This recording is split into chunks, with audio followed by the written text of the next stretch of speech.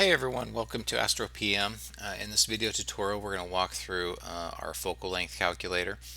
Our other videos, if you've seen them, they're next to each of these units, kind of covering our equipment, framing, projects.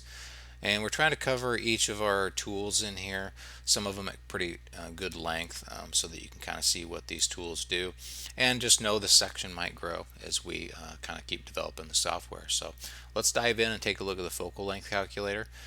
This calculator is really for certain types of scopes, particularly your RC scopes that let you adjust mirrors and calculate your focal distance and try to get it as precise as possible.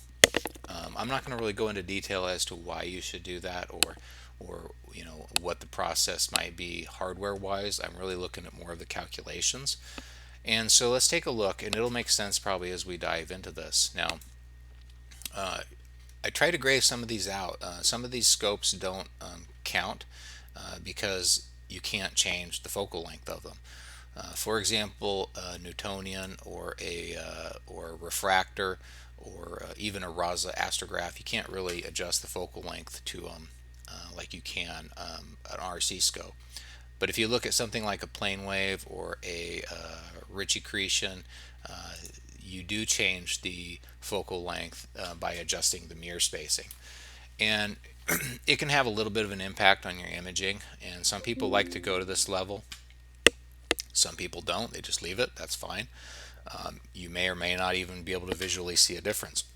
But for some people who really want to kind of eke out the best performance of their scope and want to know it's there, they try to adjust this. So let's take a look at what this does. And right here I've loaded up a RC, a 10-inch, and of course it's got a big primary in the back, it's got a secondary up front here, and the light shoots through and hits our sensor. Now, the manufacturer has a recommended focal length for your scope. You can see that right up here, and you can get that off your manufacturer's website. If you put in a reducer, you can do that and it will actually calculate out your reduced focal length. So in this case, my scope should be 2032 focal length native, but I do have a reducer in this example, and it goes down to 1625.6, and so I'm shooting at f6.4. And it gives you a couple other stats here like Dawes and Rayleigh limit, but what we're looking at is this picture,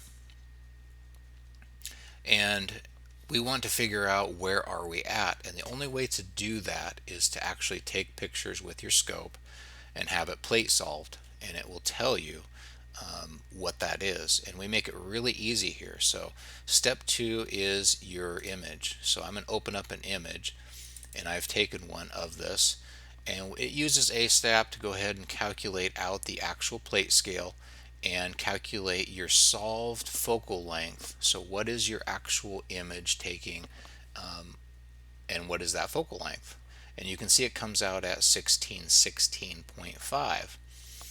And so you can see this on our graph. It makes this process a lot easier. Our target is our manufactured recommendation, 1626, and we are at 1616. So our focal length is a little bit off.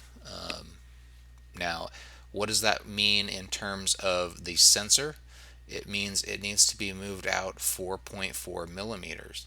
Now, we can't just grab our sensor and just move it back, because usually your corrector, or if you've got a reducer in there, has a specific back focus.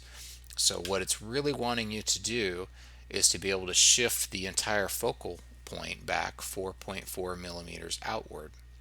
So how do you do that? Well, you have to adjust your primary mirror or your secondary mirror. And so when you do that, they have different ratios at which you move them.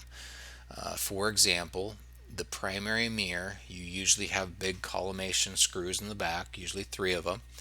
Okay, you don't just want it to be collimated, but you need to move it inward or outward to adjust this, and it moves your focal length.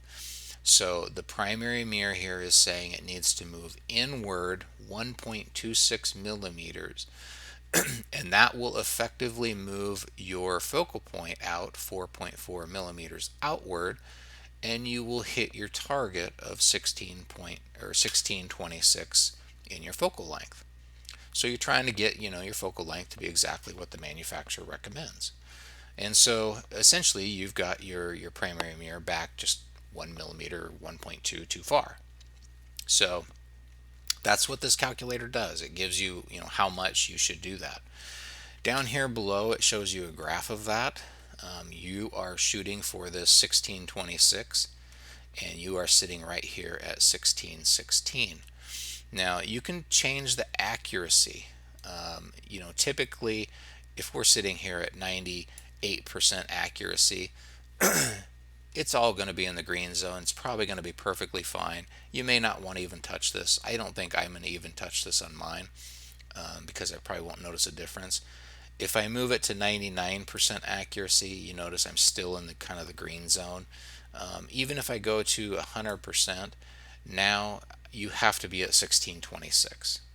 That's where you're trying to match it up exactly. So you're in the red zone if that's your tolerance level. So you can move this tolerance level to whatever you want. I would say 99, 98% tolerance, you're fine. If you're this close, I wouldn't change it much. The other thing we have here is a percent change. Some people want to adjust their focal length, but they can't do 100% for some reason. Maybe a hardware issue, maybe their screws are bottomed out, whatever.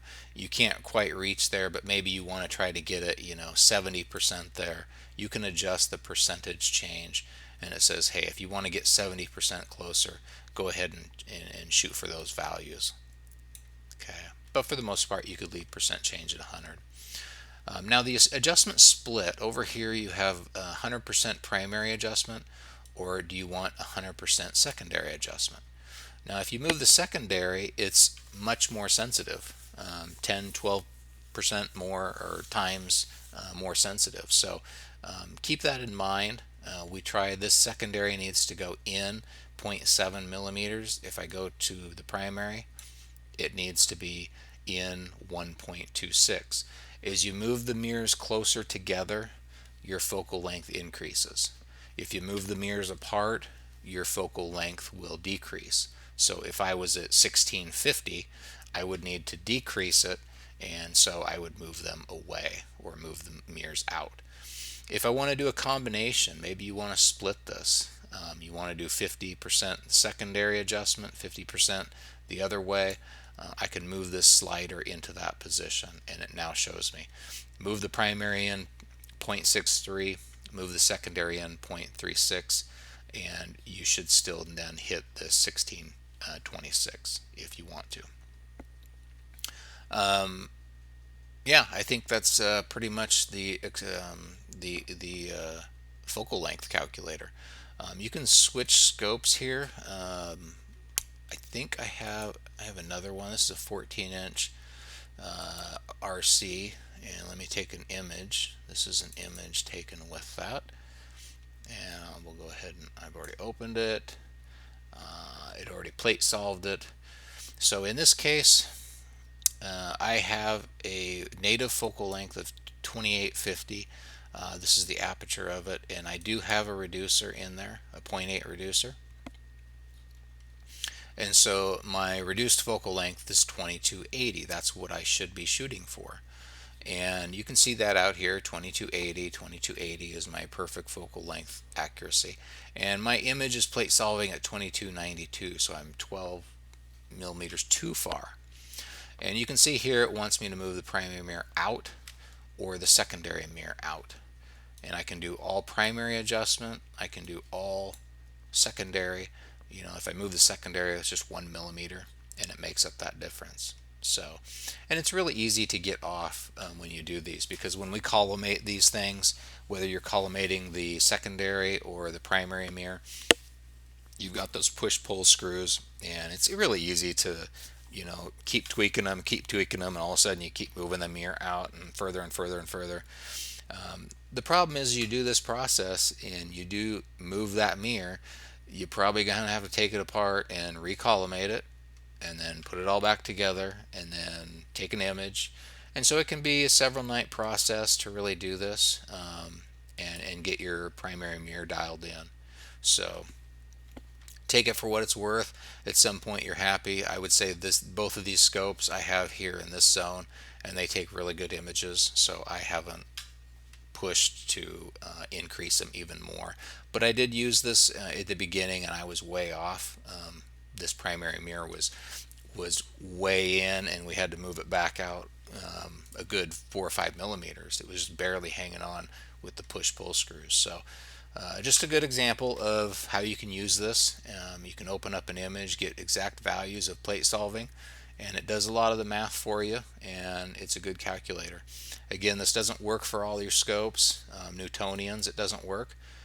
You say, well, Newtonian has 2 mirrors. You've got a primary and a secondary. Why can't you adjust the mirrors? And it's because the secondary mirror is flat and it just reflects, so you can't really adjust it. You can move the primary on a Newtonian in and out, and it moves the focal point up and down in the eyepiece up there, but it doesn't change the focal length. You get what you get when you get a Newtonian. RASAs you can't adjust, refractors you can't adjust, so we try to nix those out of this menu here.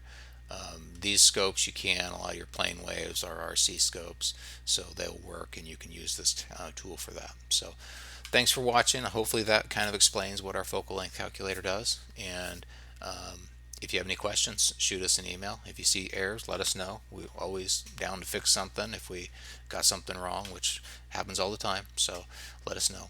Thanks.